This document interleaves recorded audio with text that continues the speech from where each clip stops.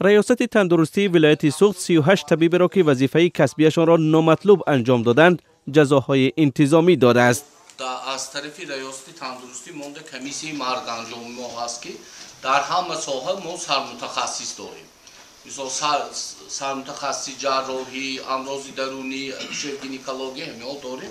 هر یک هفته که میشه در جایها در بیمارخانه ها تحلیل کرده میشه. رئیس این نهاد مسئول بر مسائل تندرستی سوخت گفت 3 طبیبی که اشتباه آنها از بی احتیاطی باعث به مرگ 2 بیمار گردید در سال 2018 با قرار دادگاه به 3 و 3.5 سال حبس شرطی محکوم شدند.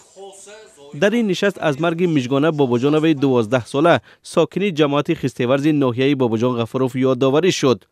او ماه اوگوست سال گذشته بعد از تخمینا 4 ساعتی جراحی در بیمارستان سرطان شناسی شهر خوجند جان داد.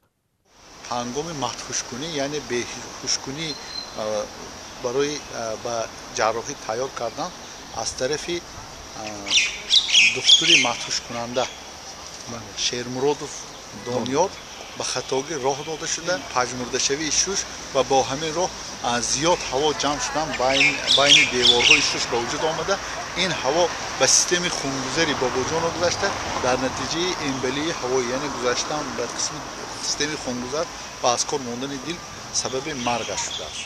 ماه ینور امسال دادگاه شهر خوجند ففتی باباجان را از اشتباه طبیب مدهوشگر دانیار شیرمرادوف دانست و او را به 3 سال و 6 ماه زندان با نظام سکونت محکوم نمود.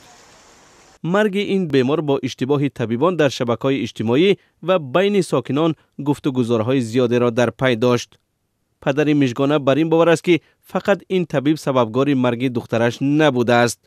باوری کامل داشتم که نه تنها عیبی نه تنها خودی انیسزار شیرمرادوف است بلکه دیگر کسان هم هست، لیکن از بعض حالت‌ها همین چی بی‌طرف گذاشته شد. در همین حال فرخ مقصودزاده سردار ریاست تندرستی ولایت سوخت در نشست خبریش گفت سال گذشته یک کمیسیه طبی از وزارت تندرستی تاجیکستان 2 بار درجه تخصصی طبیبان ولایت سوخت را سنجید. این گونه سنجش ها به قول او اشتباه طبیبان را کمتر خواهد کرد.